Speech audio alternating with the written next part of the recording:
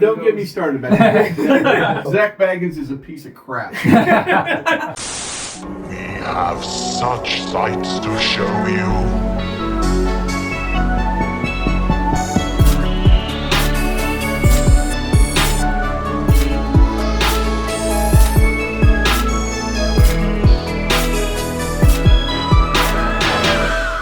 Hello, everybody. Welcome to the Four Dead Losers podcast. We are three of the Four Dead Losers. I'm Ramito. Adam. Jordan. And we have someone with us, a very special guest who's neither dead nor a loser, Jeff. Hi, thanks. So we are very excited because he's our first special guest. Our first guest, actually. Really? Yeah. Sure. All right. On the show. So Jeff, why don't you tell us a little bit about what you do? I am a paranormal investigator here in San Antonio, and I work with private homeowners and businesses to help them try and sort out their paranormal issues. Yeah, how exciting. That sounds really fun, honestly. So we can go ahead and get into it. We're going to do a little bit of like an interview Q&A type of thing with him. So the first question that I have for you is, what drives you to be a paranormal investigator? I got started doing this after I had a couple of experiences that I didn't really understand. I wanted to quantify and possibly reproduce those experiences. The first thing that happened was I had it's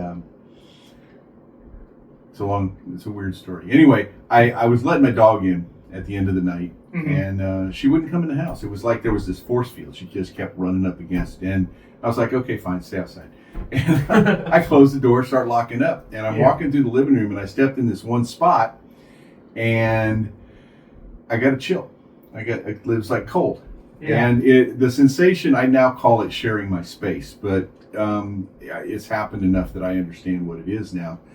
And I thought, well, the flue must be open in the fireplace, right? So I went and I stepped towards the fireplace, and the sensation went away. So I stepped back in the box. So then I'm doing this little dance in and out of this spot, right? And so I called my daughter down.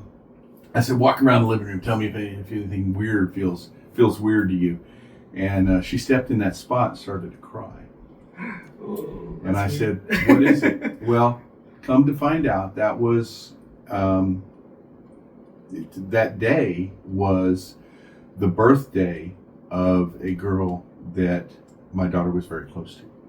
And she had some kidney issues and died during complications of a kidney dialysis about a year prior. Yeah. And she had lived with us for a little while. So we were just standing in the kitchen talking about her, reminiscing. And this young lady had a hard time showing affection. The closest she ever came to giving me a hug was to put her hand on my arm and her head on my shoulder. And while we're talking, I feel a hand on my arm and a pressure on my shoulder. And this side of my body went ice cold. Yeah. And that's when I said, so everybody's feeling me, right? Like, this side's cold, this side's warm. My wife is like, going to bed. Good night. That's how she reacts to things when I talk about the paranormal. But that happened, and that was just weird. Yeah. But very, very cool. And then a while later, this all happened in the space of several months during the same year. My stepbrother kept trying to call me, and I was at work, so I wasn't answering. And when I finally get home, I find out that my stepmother was in hospice.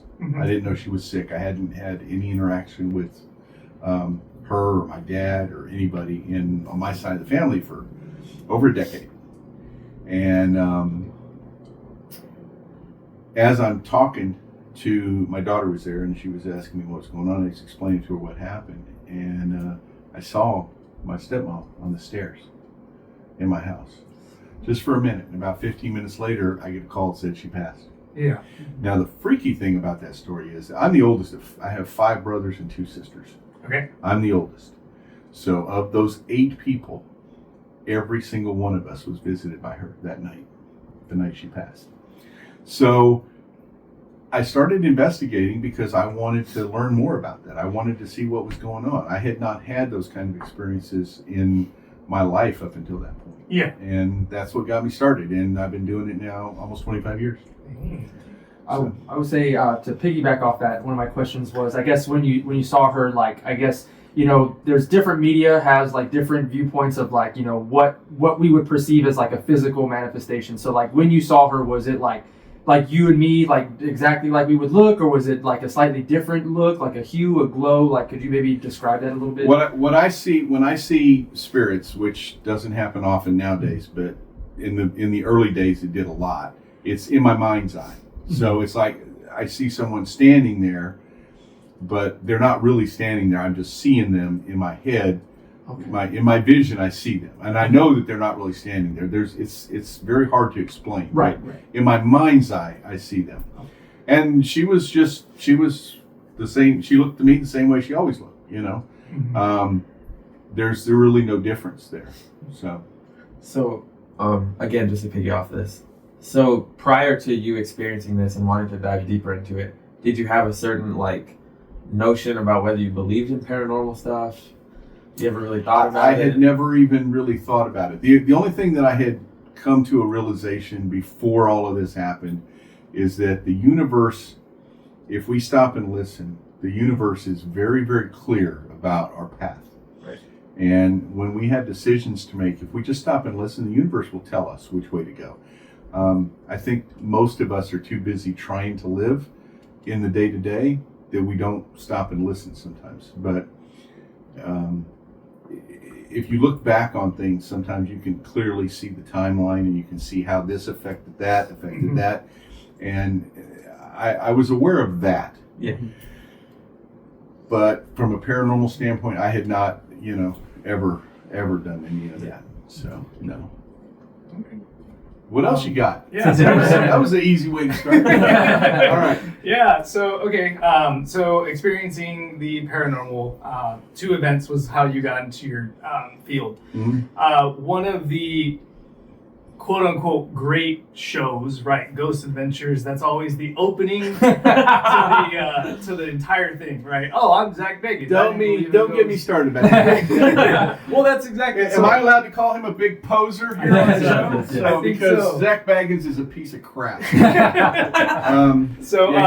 a nutcase. He's more ate up with himself than. Yeah, so that brings me to my question. Like, what is so other than him? Like, obviously, it's dramatized. Yeah. TV is entertainment. Right. And that's what it is. And when we're talking about the paranormal, people want to know about it. People are interested in it. The first show was TAPS. Remember, Ghost Hunters, yes. the TAPS group. Mm-hmm. And they kind of set the stage. And the first couple seasons of TAPS was really great, in my opinion, because they were investigating private homes. Mm-hmm. They were investigating those kind of places. They showcased the evidence review, which it takes, if we spend 4 hours on site in an investigation, and we're recording, that means that we have to listen to that recording over again. So that's 4 hours of time, but we usually listen twice. So for every 4 hours or every hour I spend on site at an investigation, I'm spending 2 hours at least outside of that reviewing evidence. And TAPS started that show by doing that, but it wasn't entertaining enough. Mm-hmm. So then they start going to the scary places, Mm-hmm. And what was it, season 2 or season 3? That guy said, "Dude, run," and that kind of became their watchword, right? Which frankly upset me because when you're investigating the paranormal, you're there to see what's going on. Yeah. When things start happening, you don't run away. Right. Okay. If you're not willing to go forward and see what's there, why are you there? So, I spend a lot of time, and I do a lot of community outreach, and I spend a lot of time during that time, and I did this at the program that I met you at. Right. I talked about the fact that TV is entertainment. I don't like Zach's ego, but I don't like the way they portray some of the evidence, because everything that happens is evidence, and my opinions come from my own experience and the fact that I've investigated places that he's investigated and found nothing, but those places are very, very haunted. Yeah. So my opinion aside, TV is entertainment, and there's some things that are real there. There's some things that aren't real there. There's some things that happen on a television show that you would never see happen during a real serious investigation, and that's okay. My job, though, when I'm talking to the community, is to help people understand, and that's one of the reasons I'm here tonight, because I want to help people understand that it's not always the way you see it on TV. Right. Almost never, actually. right. And I feel like that's very important for our audience. Yeah. And, there are nights that I remember one time we were in a place downtown that was said to be haunted. I went and cased the place out. It was a restaurant that had been a church or a theater or something. I don't remember exactly. And lunch was weird. There was like all this strange energy while we were having lunch. And then we went back 2 nights later. And I remember the guy who was running the show that night, he's like, "Hey, Jeff, do you feel anything?" And I'm like, boredom. And, but sometimes that's the way it is. Right. There are times when you sit there all night and nothing appears to happen. But then you get home and you listen to the recordings and that's not exactly the way it went. So, would you say, so obviously we've mentioned somebody that's not as popular in your opinion. Is there somebody that maybe may not be as well known to like a bigger audience that you think in your field is like really good at like their craft, or somebody that's maybe a little bit in your eyes more respectable in that regard? From an investigative standpoint, I think it's sad, but most of the shows that I would give credit to haven't really made it. There's 2 brothers, the Kling brothers, that they had a show for a while. They were using high-tech equipment to do investigations. These guys are serious investigators, and their show had some merit, but it didn't last long because they were trying to stay true to the way things are, or the way to the investigative process. There's a lot of groups out there, and I'm not poo-pooing anybody, but there's a lot of groups that focus exclusively on haunted locations, and then there's groups like ours who we do those things, but we don't do it very often. Mostly we're trying to help people sort it out. I have a case tomorrow night where the client just wants us to come and help them decide determine whether or not what they've been experiencing is paranormal or if it's just life, And so that's what we're going to do tomorrow. And you just don't see that on TV very much. I still like the shows that tell the stories, though. The ones that like My Ghost Story and some of those are pretty cool because people are sharing their experience. And that's kind of what I do, is I just tell the stories, Yeah. And people like to hear the stories. So I'm glad we're touching on this because I feel like, it all started with the TV shows and the way media's evolved. Like now we have TikTok and YouTube, and like a lot of stuff is clickbait, or it has to be entertaining for X amount of time. And I almost feel like you're talking on, it works in a negative way that you have certain channels or certain TikTok videos that are so obviously like not real investigations. Right. And I feel like it discredits the craft. Like you have people that are like, will know what you're doing is fake because I've seen this video or that video that like turns it into a drama show. Exactly. Yeah. And it's frustrating too because people tend to believe, we live in a Facebook generation. That's kind of the way I look at it. And people believe what they see online, and you can't believe that stuff. You have to. One of the things that YouTube is a big offender. I would say, because one of the cardinal rules of investigating is you don't investigate alone. Because if you investigate alone, and an argument could be made that, I've got all these cameras here and everybody's watching, I'm not really alone. Oh yeah, you are. You're alone. And when you have an experience, you have an experience. That's all you have is a personal experience. But if I'm with somebody who also has that experience, then I have a witness. Yeah. And when I have a witness, my experience becomes more credible. And when I have a witness, the evidence that I may gather from that experience becomes more credible. And, it's okay. We all want to be entertained. I watch those shows too every now and then. Those YouTube channels. I mean, there's a few out there like Slapped Ham. I love watching Slapped Ham. And Casper Site. I love that one too.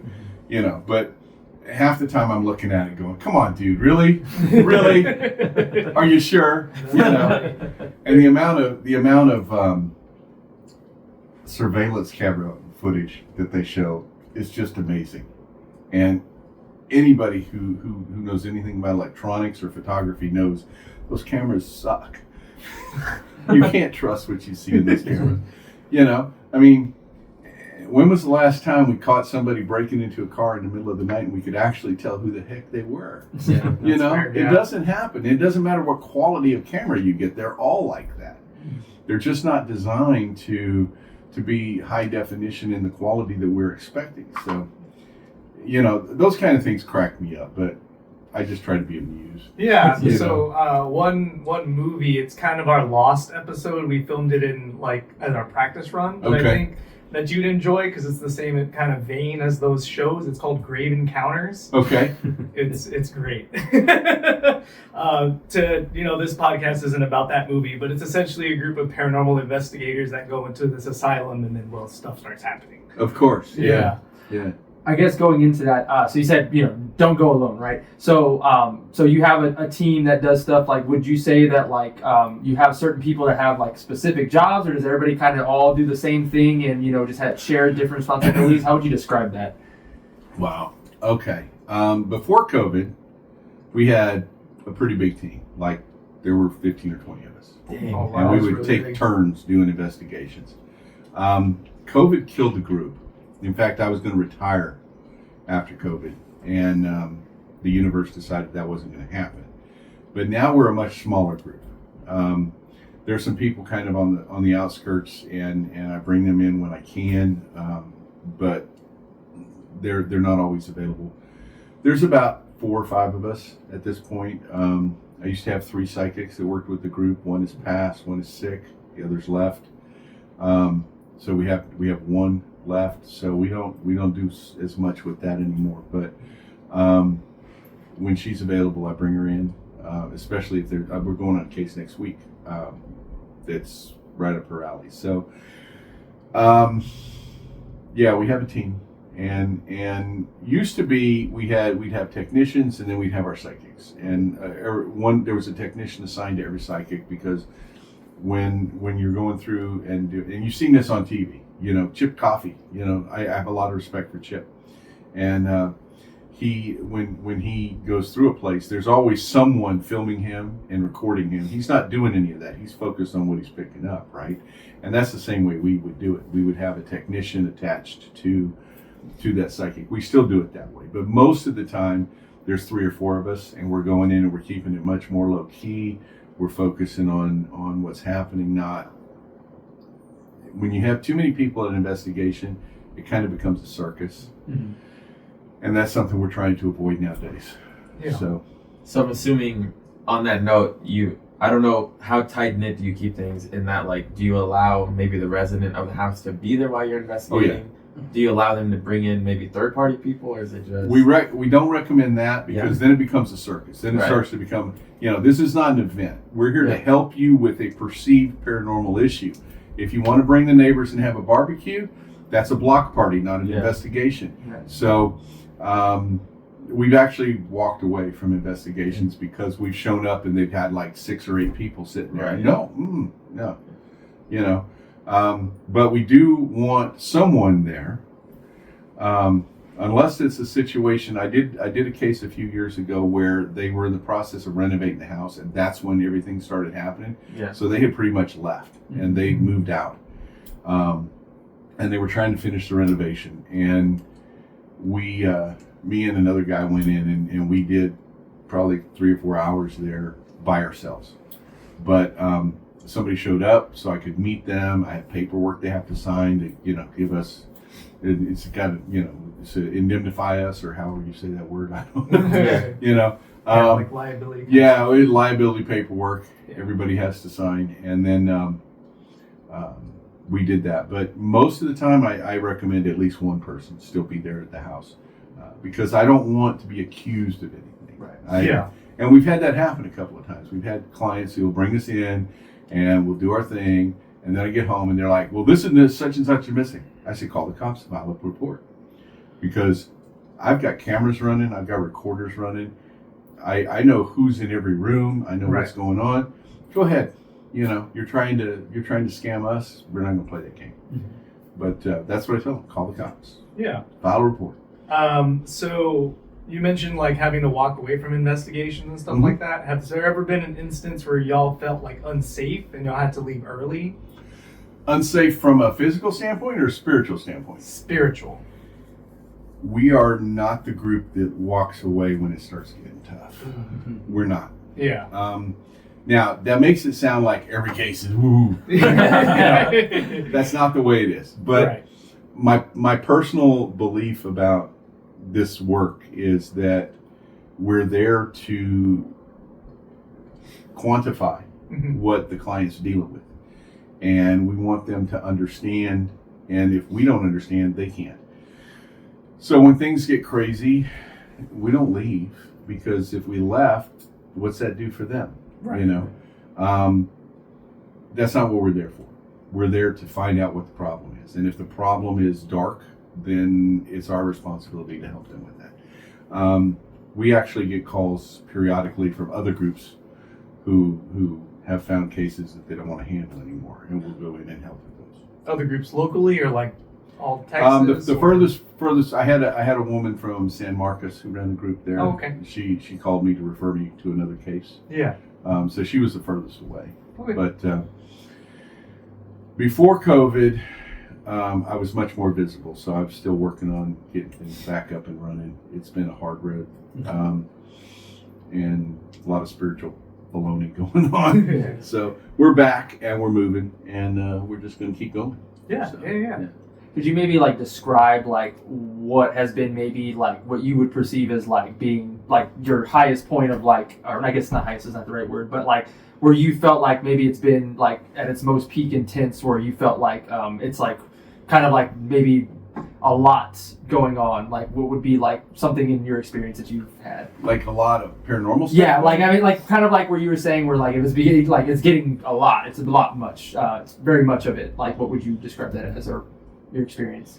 One of my very first cases was when I first started investigating. I joined a group that was run by a guy who his holy grail case is the Gunther Hotel.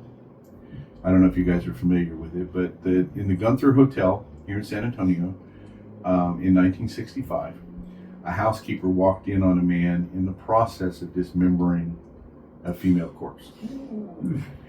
They never found the torso. They found other body parts all over the room, but they never found the torso. They found him a few days later in a different hotel, and when they knocked on his door, he shot himself in the head. So one of my very first investigations, we're sitting in the room that this happened in, which is not the same room number as it was back then. We had to go find the records and the blueprints and figure out where's the room we want to be in. And the guy who was running the group, he'd been there several times. This was my very first time coming to this, and or coming out to this particular investigation. And this was very early on when I was still seeing things regularly. And so the guy's name was Walter Emmerich. And let me try to describe the scene. So I'm sitting in a chair. To my right is the bed. On the other side of the bed, there was a bench and some tables, and we had 3 or 4 people sitting over on the far side of the bed. Two of them were psychic. One of them was very close to me. Emotionally, we were close. She was a sweet lady. She's the one who passed recently. And so I'm sitting in a chair, and we've turned off all the lights. We've got infrared cameras running, and the guy who's running it, he had brought out a cigar and some whiskey, because Walter was said to have liked those things. Mm-hmm. And he was trying to get a response. So he was not being very friendly. He was antagonizing. And then I see a man standing there in front of the guy who's doing this. And he's pacing back and forth like a bully trying to get up his nerve, right? Yeah. And he's just pacing back and forth. And at some point, he looks over and he sees that I see him. And he looks at me for a second, and then he comes rushing at me. And I hear the psychic, the friend on the far side of the bed go, "Oh, Jeff, watch out." And my head goes back. And on the video, what you see is my head coming back. He gets in my face and he says, "Tell him what the hell I'm saying." He used more profanity. But this is a family show. Anyway, so he gets in my face. And on the video, in the infrared, all you see is sparks going off right in front of my face. Just sparks. It looked like fireworks going off in front of my face. That was probably the most intense. Later on in that investigation, we tried to connect or contact the spirit of the young lady, because that's the mystery we're trying to solve, is who was she and where's the rest of her remains. There's actually a book out. The guy who loved this case so much, he wrote a book. You can find it at any secondhand bookstore. But we spent 5 minutes each in the room alone trying to connect with this female spirit. And the whole time I'm trying to do that, and I feel like I connected with her, that I felt a female presence, but he's pacing back and forth behind me. And she was afraid. And I'm like, don't worry about him. He can't hurt you. He can't hurt you anymore. I'm here. You're okay. And that was a lot. Yeah. That was a lot for one of my very first investigations. And it was a public place, not a private home or anything, but my goodness, there was a lot going on. And then later on, this other woman comes in. She's one of the psychics. I met her for the first time that night. And at one point, she was talking to Walter, and he pulled a knife and put the knife up against her breast. And she says, he's poking my breast with a knife. I took a photograph, and there's an orb right on her breast. And then the next morning, she sends me a picture of a big bruise. Yeah. And that's all I could see was the bruise, thank goodness. But she says, right where he put that knife, I have a bruise. So there was a lot going on that night. And I've probably had cases that were more intense, but from one of my very first cases, that was I could imagine from the first one, or one of the first ones. Yeah, that was quite a night. I think that probably though is the night that hooked me on doing it. So yeah. Okay. What else you got? Let me see. What's next? I love doing this. Can you tell? Yeah. So my sister, who isn't here today, she wanted us to ask you locally, what location do you believe to be the most haunted? Oh my goodness! In this town, most haunted? Why do people always want to know that? No disrespect to your sister. I'm sorry. Yeah. Oh man. Truthfully, I think some of the most haunted places are places we can't go. Oh, okay. The Minger is probably the place that it's one of the few places in town that I know you can go to and probably pick up something paranormal. Mm-hmm. Okay. That's the first place I would, I would be like, if you want to experience the paranormal, spend the night in the Minger. And if you can get a room in the old hotel, do that. Okay.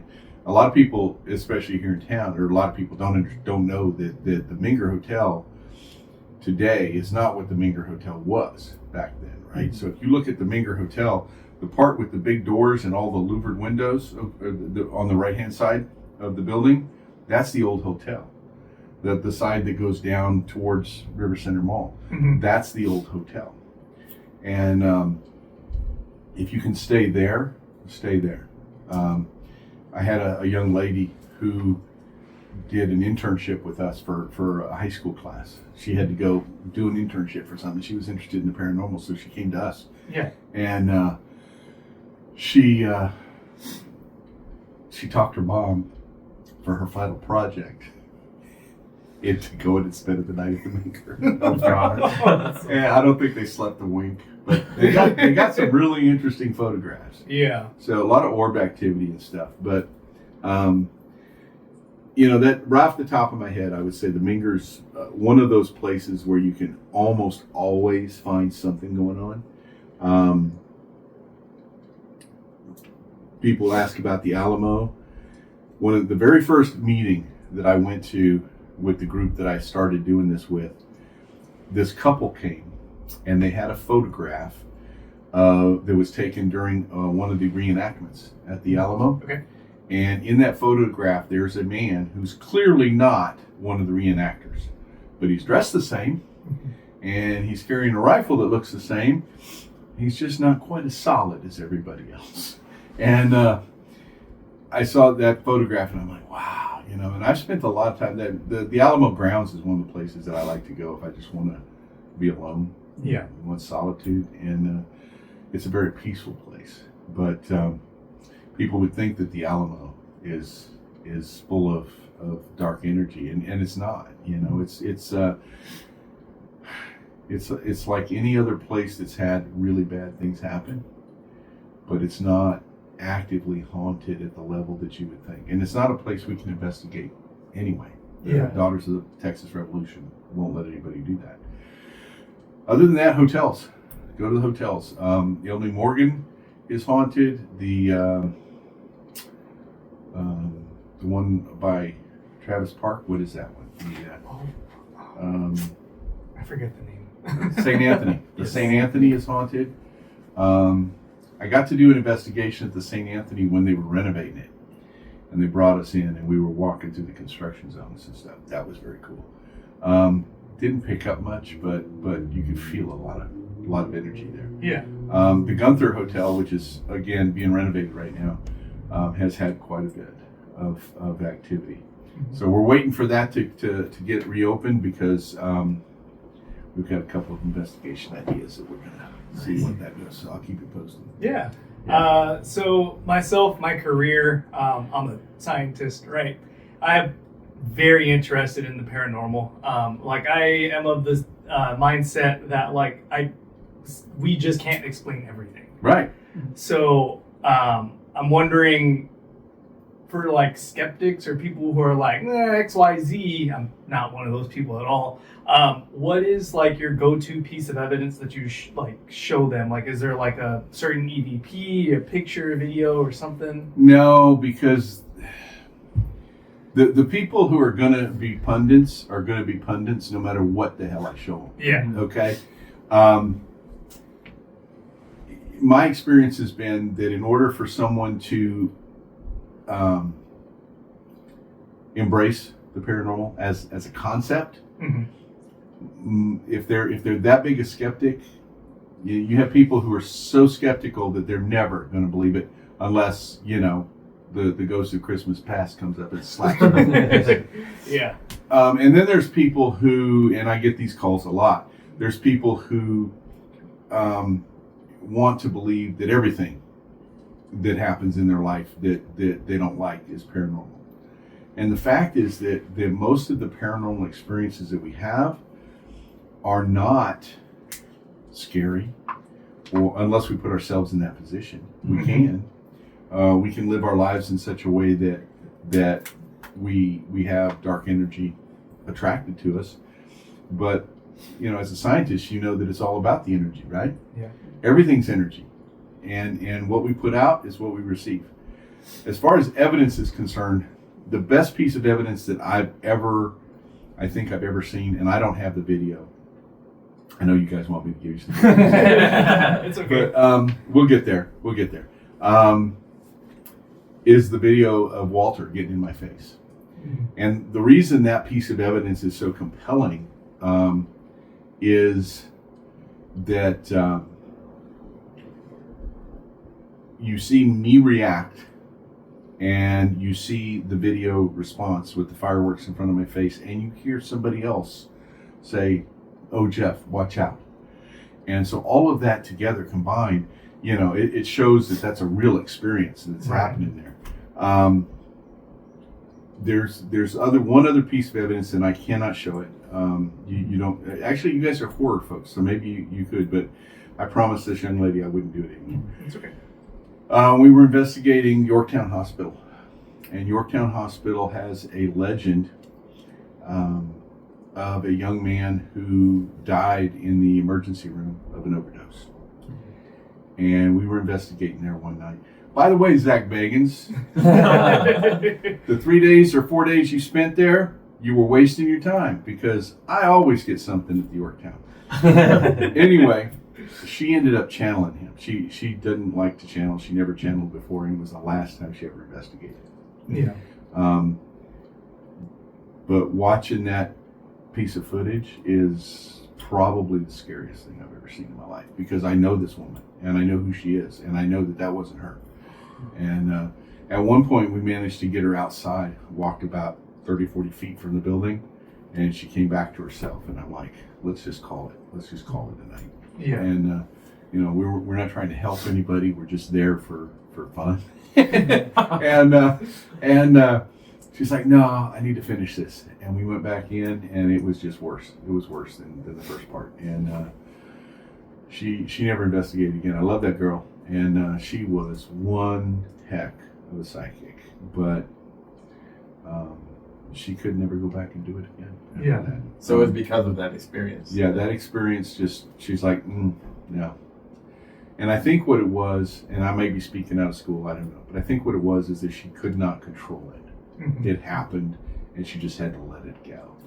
And there are some psychics that I've worked with who they can control a channel. They can control when it happens, how it happens, and part of them stays grounded in reality, and they're good to go. But not everybody can do that. Yeah. So, sadly, the best pieces of evidence that I would call, that because they're so intense, I can't show you because I don't have them. Or I made a promise that I wouldn't show that other piece. No, yeah, that's fair. That's fair.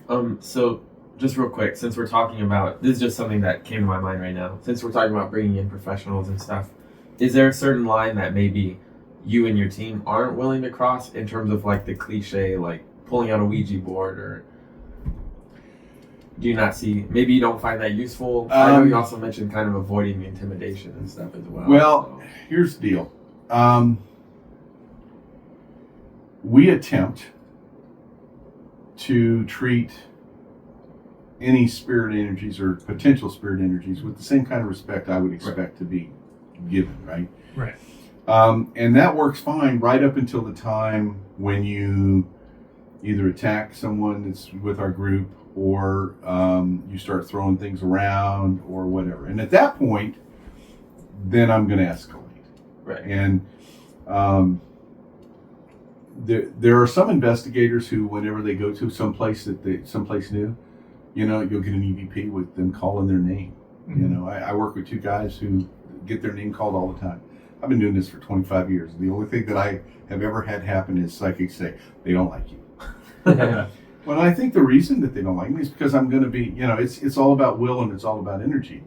So if it's one of those cases, which most aren't, I have to be really, really clear. Everybody and you guys probably get to it too. If I ever had any demonic cases, I can count on one hand how many cases I've had that I believe strongly were demonic.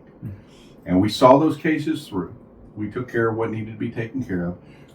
In one instance, we called in professional clergy, but I don't ever get like so antagonistic that it's rude. Yeah. But I have been known to say, look, there was one case, for instance, a family, we knew what was going on. This was a case that was referred to me actually, from the San Marcos lady. We basically, what I said was, we know you're here. We know what you're trying to do. And you need to know that from now on, because they've invited us over, we're going to keep coming back and harassing you and making your life miserable until you choose to leave. And we managed to get rid of that dark energy that night. But it was the funniest thing. While I agreed to bless the house, and I blessed the people, blessed the house, and I had another technician with me. She had a K2 meter. You guys familiar with the K2 meter? So when that measures, what does it measure exactly? It measures electromagnetic fields using a light.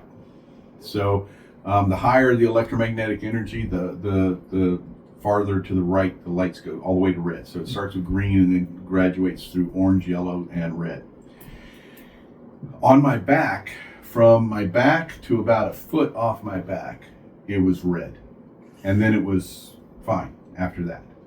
And it was like that the whole time I'm doing the blessing. And I get to the very end, I open the front door, I salted the door, and I blessed it, put the sign of the cross in holy water, and then I banished it. And when I banished it, the girl that was with me, she said, that light, whatever's on your back, is gone now. Mm-hmm. So then we walked back into the room, and I was with a psychic who was always messing with me, this woman. And she says, oh good, that thing's not on your back anymore. I mean, you could have said something, you know, but that's, I try to be even then respectful because, you know, we don't really understand what we're talking to, what we're dealing with. We know what their effect on us is. We know what their effect on our environment is. But for all I know, that just could be Casper trying to be nice. And it just came out mean, you know? Yeah. It just intimidated people. I don't know. So I try to be nice, but when things happen like that, then you have to get a little more forceful, but not, I don't think I've ever gotten terribly, you know, offensive with anybody. If it gets to that point, that's when I just break out the holy water and start doing the other things. So Yeah. Yeah, I was gonna ask if you're ever. I mean, it seems like you take precautions. I was gonna ask if you're ever scared of like maybe an entity or something following you outside of the investigation. that happens now and again. The dog that I told you about, my very first investigation, when I came home from investigations, she would meet me at the front door. And if I was not completely clear, she would just sit down and not let me in the house. She'd just sit there. You're not coming in. So I close the door, go back outside, pray, cleanse, ground, meditate, until she would let me in the door. The dog I have now, I think, might be that same kind of animal. Yeah. But there have been occasions where things have followed me home. There have been occasions where things have followed us home. Sometimes good, sometimes bad. Yeah. We did one investigation that during the investigation we determined that there was the spirit of a little boy who had died on the property and potentially been buried on the property. Like he died and nobody told anybody. He just was buried. And one of the people that was there with us that night said, he really likes you. He's really attached to you. He's just hanging around you this whole time. So at that time, I was driving an old Ford F-150 with a bench seat. And I'm on my way home, and something's bouncing up and down on the right-hand side of my seat. So I pulled over in the first church parking lot I could find. And I said, dude, you can't come home with me. And it was several minutes before the bouncing stopped and the feeling went away, and it just felt empty. You know? Yeah. Nowadays, I learned an important lesson from that. I sage my truck and say a prayer and banish anything that's there. I essentially do a small blessing on the cab of my truck before I leave every investigation. Now, that's great until I get pulled over on the way home one night and some police officer smells that sage. But that'll be a long night. So, unlike TV, it's not always like a negative, scary experience. No, I mean, the first two things that happened to me that got me doing this were not scary. They were beautiful. Right. You know, and many of us have had paranormal experiences that were family or friends or loved ones, and it's not always scary. It's sometimes it is, but usually it's not. Seriously, usually it's not. There are dark presences, and we've had people. Sometimes we bring this stuff on ourselves. You know, I jokingly say that about 60% of what I do is social work, but people don't understand how their own actions affect what comes back, you know, and you guys get that, you know, as people who enjoy the horror genre, you see that all the time, right? Yeah. Well, that's not a movie thing. That's a real thing, and when I walk into a home that's got, the kids are sleeping on the couch with the TV running all night because grandma's taking the baby's room because grandma's room is full of crap, and there's no stove and an uncapped gas connection there. You're living in a way that there's nothing but dark energy here. There's nothing but negative energy here. There's no positive energy. And almost every case I've ever had has been that was dark in nature has had some root cause. We've been able to track it to something. But a lot of people just have experiences that they're not sure are paranormal or not. Yeah. And that's okay too. We do what we can to help. Yeah. So we've spoken quite a lot about dogs. Dogs, yes. I'm wondering if you could share the story about the little dog that you shared during the library. Okay. Yes, and I'll give you the picture so you can drop those in there too. So, we were investigating a house down on the south side, and a lot happened at this house. A lot happened. I'll get into that in a minute, but. One of the things that the client said during our initial interview was that she had, they would hear a little dog barking inside the house. And the problem with that is that they didn't have any dogs. And there were no dogs on either side of them. So I'm expanding a little bit. But there was no dogs. So, now, one thing I should preface is that the psychics don't take part in the initial interview. Okay, if I'm bringing a psychic into a location, they get to know two things: what the address is and what time to show up. That's it. Okay, they don't get any of the pre stuff. They don't, because we want to know what their impressions are. Mm-hmm. So this young lady, she came in and she's reading the house. I'm with her. We went around to one side and she said, "There's a little dog buried on this property and it's running around." And she said, "No, I just ran to the other side of the house." So she and I go to the other side of the house. And I put my camera up over the fence. I had, 6-foot privacy fence. I put my camera up over the fence and I click. And there's a little bitty orb on that side of the house. And I'm like, I wasn't ready to call that evidence. Because as I talked about in the library program, for us, and every group has different take on orbs, we don't believe that every orb is paranormal any more than we believe that every orb is dust or moisture. Some orbs are paranormal. For us, it has to be accompanied by a psychic impression or personal experience for us to say that orb could be paranormal. So a little while later, we were in the backyard, and all of a sudden she says, "That little dog is coming out from that side of the house." And I took a picture, and there's this big, bright orb, low to the ground, and in motion. And that is freaking evidence right there, because that was her impression, and that's what we got at that moment right then. So yeah, the dogs are with us, the animals, they stay. And that particular, that was a cool one. That was a really cool one. I was going to ask about how often, because you had said sometimes some cases maybe one night or one stay and others maybe longer. What would you say is like the average sometimes for like whenever you have to go out and visit? Like what usually is about how many times that you have to do it? A real case that's taken some time could be 3 or 4 visits. Okay.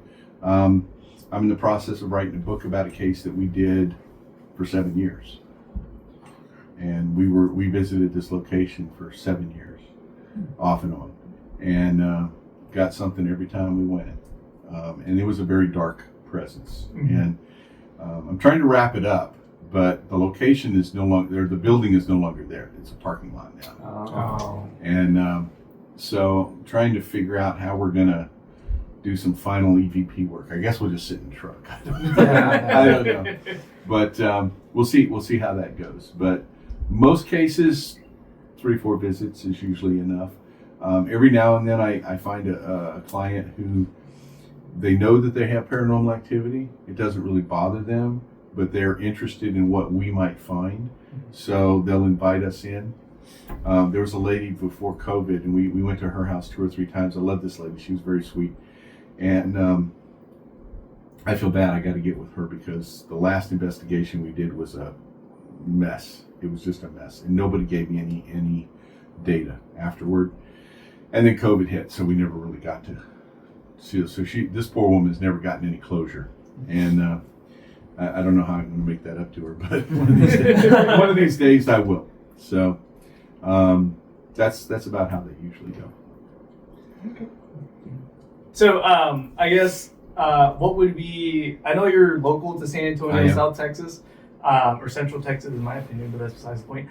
Is there like a dream location that you have, like even outside of our region? There's some places I'd love to investigate, like in Ireland, Scotland. But here in the United States, there's a couple. The first one would be Gettysburg.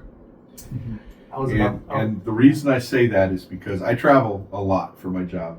And I was driving through that area. And I didn't really understand. I didn't know where I was. When I'm on the road, it's like, okay, I'm at the airport, get the car, put in where I got to go to the GPS and just drive. Yeah. I'm driving down the road, and I got vertigo so bad that I had to pull over because energy just hit me. Yeah. And I didn't know what the hell was going on, so I pulled over. Person I'm with's like, "What's going on?" I said, "I'm dizzy. I've got vertigo. There's some energy that I can't figure out." And ironically enough, I look up and there's a sign that says Gettysburg this way. I said, okay, so that's what happened. Then we driving through South Carolina, same kind of thing happened. So that kind of validated the first impression. I'd love to spend the night at Gettysburg. I don't know that that's even a possible thing to do at this point, but that's a place that I'd love to go. Absolutely. Yeah. There's a couple of other places that if I ever had the opportunity, I'd go there, but I don't do that many public places because it's just, they've been done to death. That's fair. And we had a very strange experience happen at the Gunther. One day we had this investigation. There were several of us that went, and we couldn't get the room that we wanted, the room that was the actual murder room. They had remodeled the hotel, and what they had done is what used to be one big suite was now, so they take like 2 suites and make 3 rooms out of it. Okay, so we were in a room that was partly at that time in that room, and I lost this EVP. I can't find it anywhere. I had a hard drive die. That's why I keep everything on Dropbox now. Yeah. So I had a hard drive die and I lost this one, but we did the same thing that you see on TV all the time, right? You start an EVP session, you say, my name's Jeff. I'm here to speak with any spirit energies that want to make themselves known. If there's any spirit energies here tonight that want to make their presence known, please feel free to come in and talk with us. And then at one point we were like, so why are you here? And the answer we got was, you called me. Ooh, that gave me chills. What that taught me, though, is that there are places that have had so many investigators come through and ask that same thing of spirit energies. We're surrounded by spirit all the time, but they don't interact with us because they either don't know how or they're being respectful of our privacy, right? And that EVP kind of, the light clicked in my head, and I was like, how many places are there that have spirit activity simply because so many people have asked for spirit activity? Yeah. A good example of that is right here in San Antonio, the Black Swan Inn. I investigated that place 15, 20 years ago when they first started opening for that. Is that where they had Annabelle? Mm-hmm. I guess that would be a follow-up question for that would be, what is your thoughts and experiences, or from what maybe you know of like the Warrens and their collection and all that? Do you think they're similar to like the Ghost Hunters guy now, or like were they somebody that maybe did have some of that, or The Warrens have taken a lot of heat since they've passed. Nobody challenged them when they were here, when they were alive. I think they did a lot of good. I think that Lorraine was the real deal, and she loved Ed. But Ed was really good at what he did, and he was a pioneer in a lot of ways, because he was one of the very first non-secular demonologists, you know. And I don't consider myself a demonologist by any stretch of the imagination. I've had some encounters with them, but I wouldn't consider myself that at all. But he would have been just as at home in a circus sideshow. Okay, he was one of those guys, you know. And some of the stories that have been told since he passed, or since both of them passed, no, but Lorraine didn't let any of that stuff out when she was still alive. But there's been things. According to Ed, he has seen Annabelle stand up and walk. And if that's the case, then they need to keep that freaking doll in the cage. I do know that it costs a lot of money to keep that museum up and running. Mm-hmm. And it's in a neighborhood. It's just in an outbuilding in their house, as far as I know. So you know, it's not zoned properly or any of that. So when they started doing the traveling museum and going around to shows like the one that I actually exhibit, my wife and I exhibit at every show for the last 3 years. Mm-hmm. And they weren't getting a whole lot of response, because what everybody wants to see is Annabelle. Mm-hmm. Right. But, you know, she travels now in her box with a priest.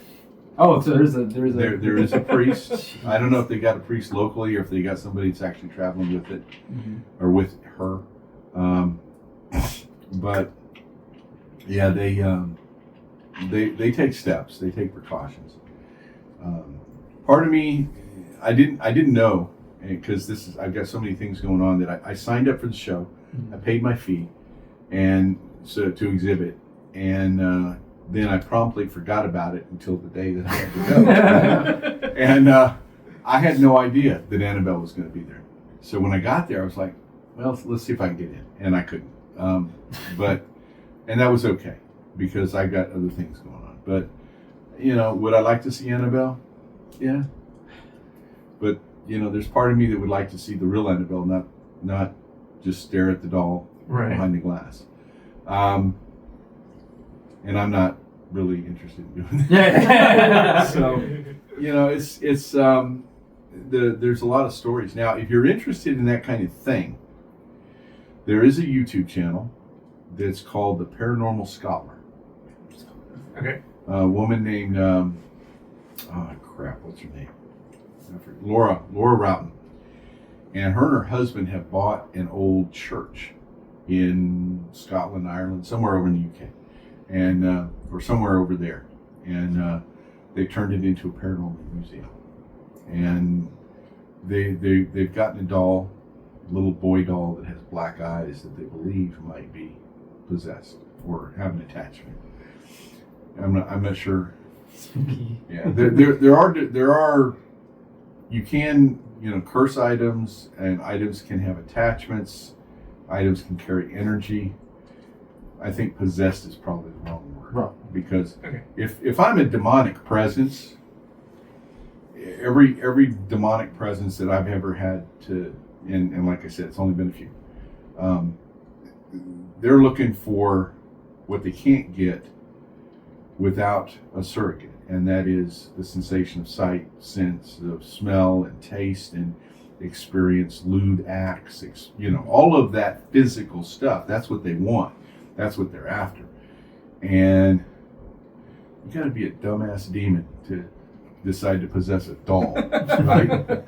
There's some reason that, you know, whatever that presence is, or those kind of things. I've only had one case that involved something like that, and it's baffling to me. I've had other cases that had, high energy items, but only one case was I was talking to the client, and rookie mistake. I'm sitting here talking to the client. Behind her's the kitchen, and I don't have the camera pointed at her. So we're having a conversation, and a 5-pound jar or canister of baby formula goes flying off the counter into the middle of the kitchen. What we found was a driver's license. We found an old driver's license on top of the fridge. We did some investigating and found out that this guy had murdered someone. I wasn't able to determine whether or not he killed them in this trailer, but he had lived there and left his driver's license there. And until we took that and destroyed it, they continued to have paranormal activity. Once we got rid of that item, it was taken care of. But that was a little freaky. Yeah. I'd be freaked out. I'm not one that wants to have a museum full of cursed artifacts. Yeah, I'm really that'd not. be problematic. Yeah, I'm really so. not. I have there's one thing in my house that I keep I take care of. I don't believe it's cursed. We're just safeguarding it, and that's probably the extent of what I'm willing to do right there. That's fair. I don't think Joyce would let me have anything like that here. Yeah, my wife is not thrilled that I have that in the house. I was gonna ask if But, she came around to it or not. No. Well, she does crafts and things, and her market is the occult and the mystical and the occult. Mhm. So she does a lot of sales and stuff. That's the main reason why we go to the shows at the Black Swan. But Yeah, you can plug your wife if you want. nah, it's all right. Oh. Just come out to the Black Swan when we have a show, and we'll be there. We'll see you there. No, she really hasn't. Come around. She's not a fan of No. Well, it's interesting because she's always been very supportive of my paranormal work. Yeah. And she's not always been supportive of everything that I wanted to do. But it was actually her idea when I said, I need to find a way to put myself in situations where I can experience this stuff and understand it better, learn more about it. She was like, why don't you join a group? So she supports you doing it. She just has no. Oh, she had no. You couldn't drag her along. She'd be like, when I come back, or like, I'll go on investigation, and I'll come home. She's usually in bed by then, and the next day she's like, "How was your investigation?" All she wants to hear is me go fine. That's really all she wants to know. I made it home, and I didn't, as far as I know, bring anything with me, so we're good to go. The dog let you in. The dog let me in. Everything's good. Yeah. That's Yeah. funny. I don't know how Willow's going to react, but I took her on an investigation, and it was me, her, and a psychic. And the reason we went, I brought her out to this location was because I had the client told me that they had a puppy that they had taken into the house, and the puppy was petrified, like screaming and barking and wanting out the whole time they were there. Mhm. I said, well, let me take her over there, see if we have anything happening. And at one point, we'd been there before, and at one point, the girl I was with, one of our psychics, she had a presence that is on the property, try to get in her face, and my dog went over there and just started circling her until it went away. She's like, she scared it off. So I don't know. We'll see how she behaves or grows. Yeah. Let's see. I think If she's we have gonna hang with me, she's Yeah, gonna yeah. have to be. one last question. Make it a good one. What's your horror movie? What's my favorite horror movie? Yeah, oh so- my god. So we are a horror movie podcast. So I would be reminiscent if I didn't ask. What is your You would, favorite horror yeah. movie? You would be remiss if you didn't do that. Or franchise. Ooh, a franchise. No. The Conjuring. That's definitely not. The first Conjuring was pretty good, and sort of on point. I think I've read the books from the people who were there. Right. Okay, the family that was there at the time. So you know the true story. You can't, Yeah, the true story was not as terrifying for any of them in the way that the movie was. But I because I'm a paranormal investigator, the horror movies that I gravitate towards the most are the ones that have a paranormal bent. Yeah. I like vampire flicks, but I think for me, the Anthony Hopkins movie, The Rite, and then there was another movie that just came out recently, The Pope's Exorcist. Both of those movies, and most people don't realize this, but both of those movies are based on the same priest. But both of those movies I thought were very good. The Pope's Exorcist was interesting because the thing that I found the most terrifying and the most interesting in that movie was that the demonic presence or presences that were there, they were attacking the priest. They were there, actually, this person was bait to get the priest there.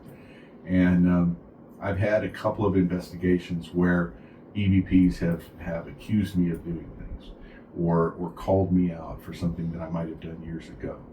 You know, and I'm like, I've made my peace with that. You're not going to intimidate me with that. But the parallels there were pretty freaky at the time. It's kind of funny because I don't think I've ever been scared on an investigation. I get the heebie-jeebies though when I'm sitting in my office alone at night and all the lights are off upstairs and I'm watching a scary movie. That's when I get the heebie-jeebies. And it's funny because I'm over there working with real spirits all the time. Doesn't bother me a bit. But there might be something in the shadows when I'm watching a scary movie. So there's a lot to be said for that. Yeah. I wonder, before we wrap it up, because I know we're about to hit that point, you know, you have your Dropbox open. I don't know if there's any photos, any audio that you felt like you wanted to showcase. I'm gonna send you guys a piece of this place I talked to you about with the dog case. The reason we were there was because the client felt that there was some sort of presence in her house and that it was sharing her bed. Oh, that gave me the chills too. So I'll send you this piece of video. It's me standing next to someone else, and I said, if there's anyone here who wants to make their presence known, you need to, please step forward and do that. And you see a little white orb come across the screen, and it disappears right before it gets to me. And as soon as it disappears, I say, standing where I'm standing, which I call sharing my space, standing where I'm standing is not going to work. You need to do something else. Okay, if you're making the noises at the window, you're going to have to do better than that because it's windy outside.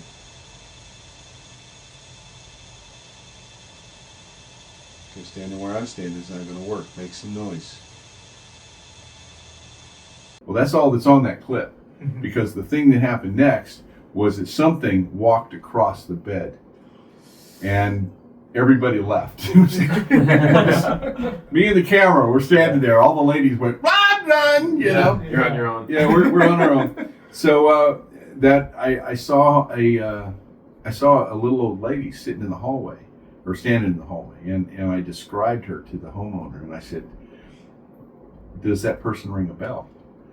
And she said, let me show you a picture. So she shows me a picture. It was this woman, her grandmother, who had died in the house, in that room. Yeah.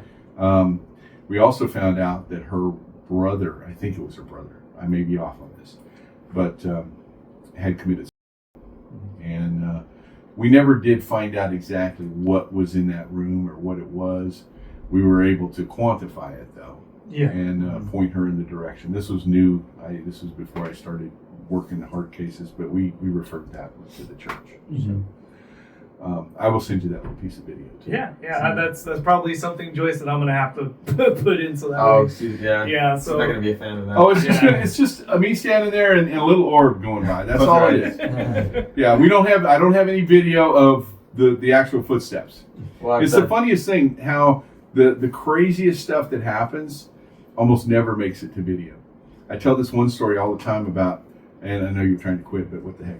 That's okay. I tell this one story all the time about, we were at Yorktown Hospital, and I'm with one of my best friends, Larry, and Larry had just bought a new video camera.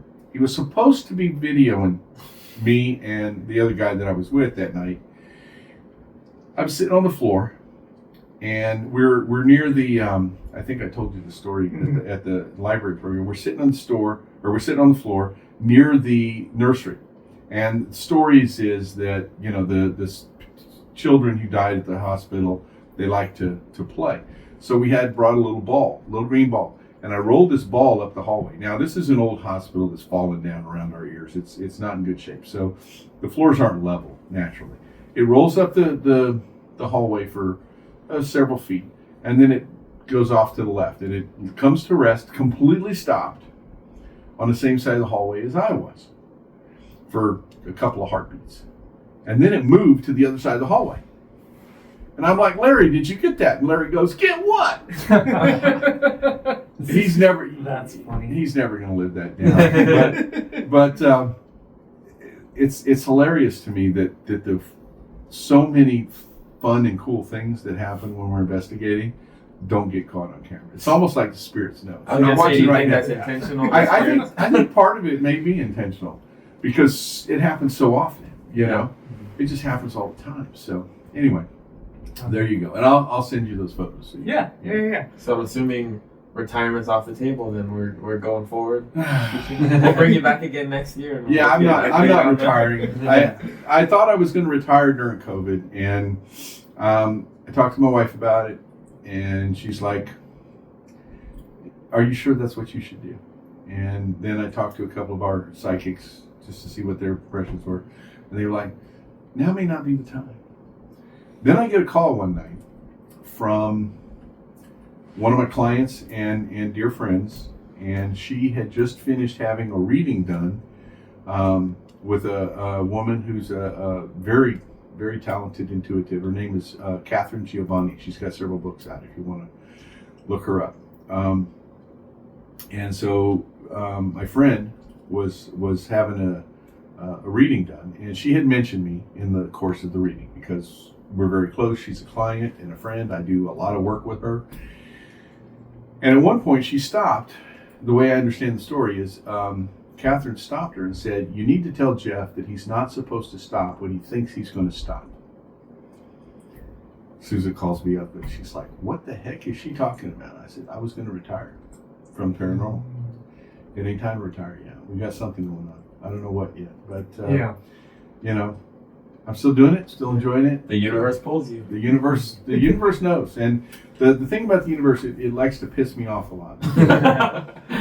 Because once, if you're paying attention and you're listening, when the universe tells you something and you choose not to listen, it's going to be like, no, you're really going to do this. Just do this. And sometimes it's easier to just shut up and color. You know what I mean? Yeah, do what you're told. I've never been one to do that, but sometimes that's what you need to do. Yeah. So, yeah. If you want to go to see what we're up to or what's going on with us, we're on Facebook at Sixth Sense Paranormal San Antonio. There's more than one Sixth Sense. I'm going to give you guys a copy of my logo, so look for our logo because that's our avatar. Yeah. Perfect. So don't forget to like, comment, subscribe, do all the algorithm stuff. We would really appreciate it. And we'll see y'all next time. Y'all have a good day.